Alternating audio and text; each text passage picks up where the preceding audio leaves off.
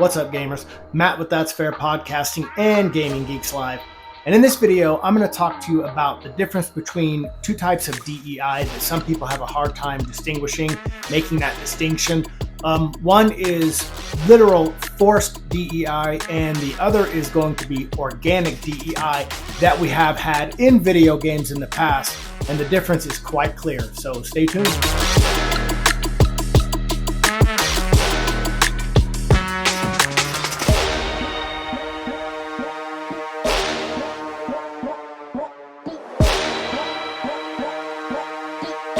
There's been video games that have literally progressively forced a message upon itself.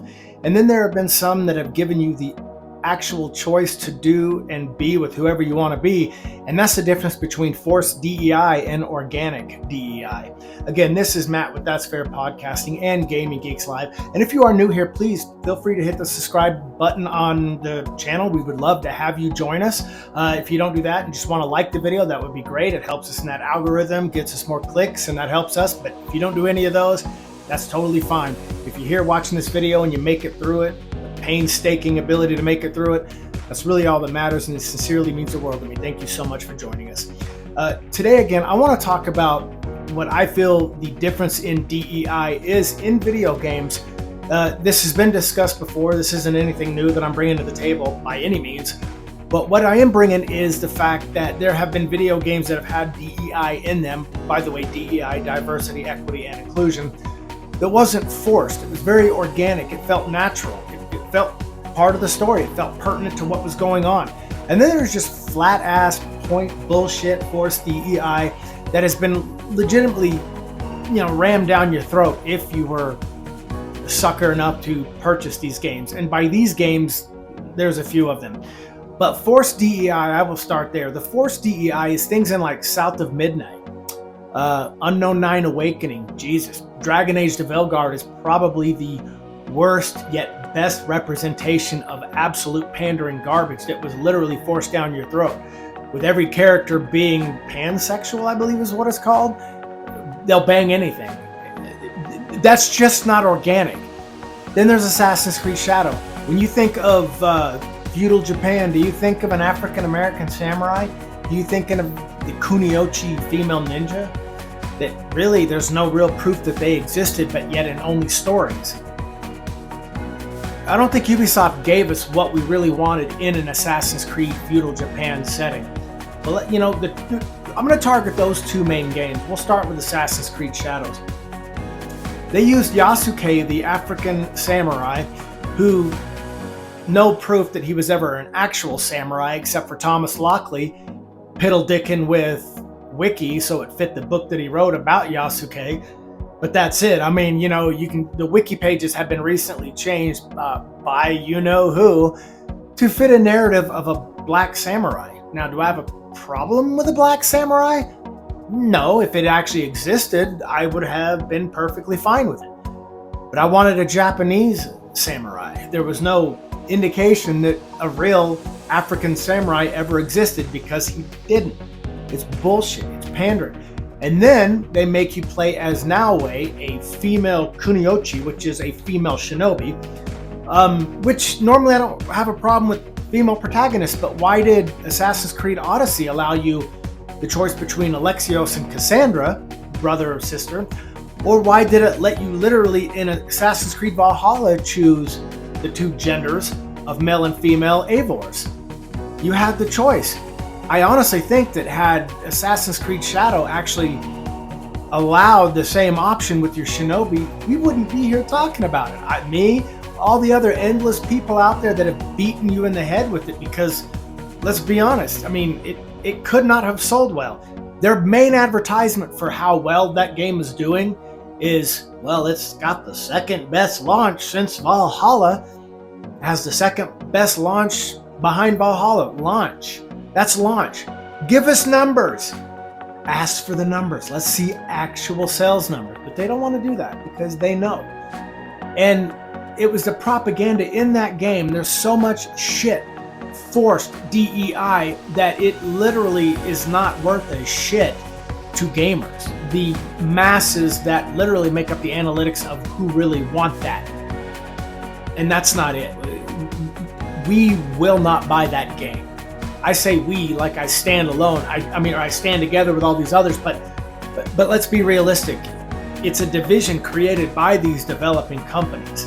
They aim it at these smaller target audiences that don't show up for their product. I mean, they can keep doing it. Unknown Nine Awakening, South of Midnight. We can go on and on. It started in 2020 when Neil Druckmann, and they did it in The Last of Us Part 2, Naughty Dog. So, and there's a guy, Neil Druckmann, that doesn't give two shits about its gamers. He keeps aiming at this tiny audience, thinking one of these days it's going to really, let's be honest, what is it, the Heretic Prophet?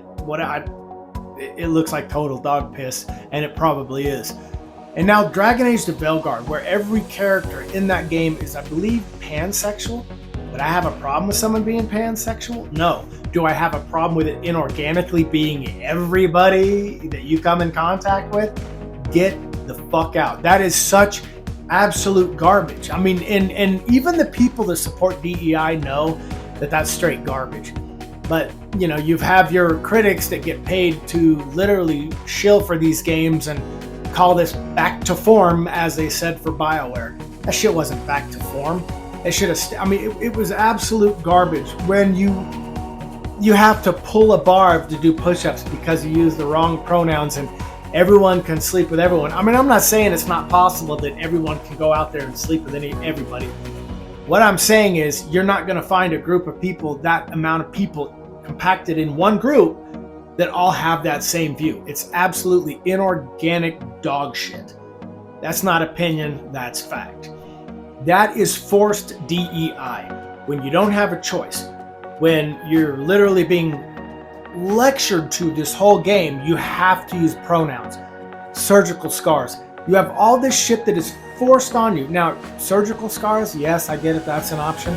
But let's be realistic. In Dragon Age the Veilguard, your choices meant dog shit. It did nothing. It meant nothing. It did nothing for an outcome. It was absolute piss, much like Assassin's Creed Shadows. So, that's forced DEI. You want to know what organic DEI is? Is look at the original Mass Effect trilogy.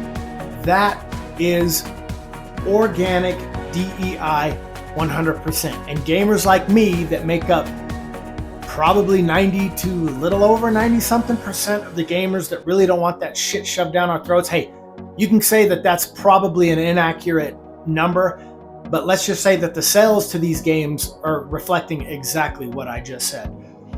Organic DEI is literally in Mass Effect, the trilogy, same-sex relationships. Not everyone felt that way in like Dragon Age the Veilguard.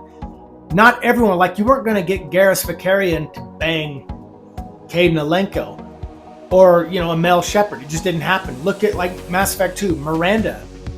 That was a hetero relationship. Jack, you could be on the fence with that one. I think you can only do a hetero relationship with her, but she does talk about shacking up with a couple once in the past, but that's neither here nor there.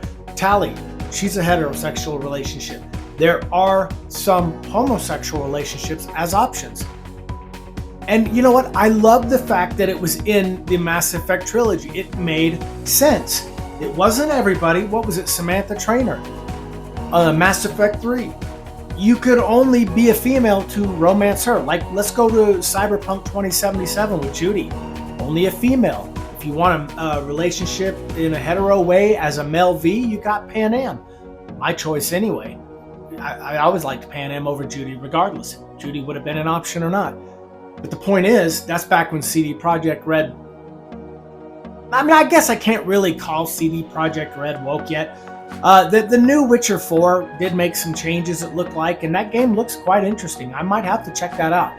But Mass Effect Trilogy, the original Mass Effect Trilogy, did DEI organically. It was diverse. There was equity. It was diversity, equity, and inclusion the right way. That's when BioWare did it the right way. I don't know about this BioWare now working on the new Mass Effect. It's shaky. Dragon Age the Veilguard really stuck them, really crippled them, and I don't know. I'm pulling for them big time, but I just don't know. I definitely want BioWare to actually make this new Mass Effect great again. No pun intended. But that being said, that's the difference. Organic DEI is choices. It makes sense to the story. It fits comfortably in the narrative of the story without forcing it. And forced DEI is Dragon Age and Assassin's Creed Shadows all the way. That's about the best difference I can give you guys. But really, that was it. That's all I really had to ramble about. It was pointless. I get it.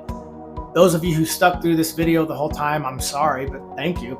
Again, if you are new here, please subscribe to That's Fair Podcasting or Gaming Geeks Live, whichever you view this on. Like the video again for that algorithm, help us get more views. And if you don't do that and you just watch the video again, thank you so much. It really means the world to me. And as I always say to every gamer out there, all love to you, and I'm outro.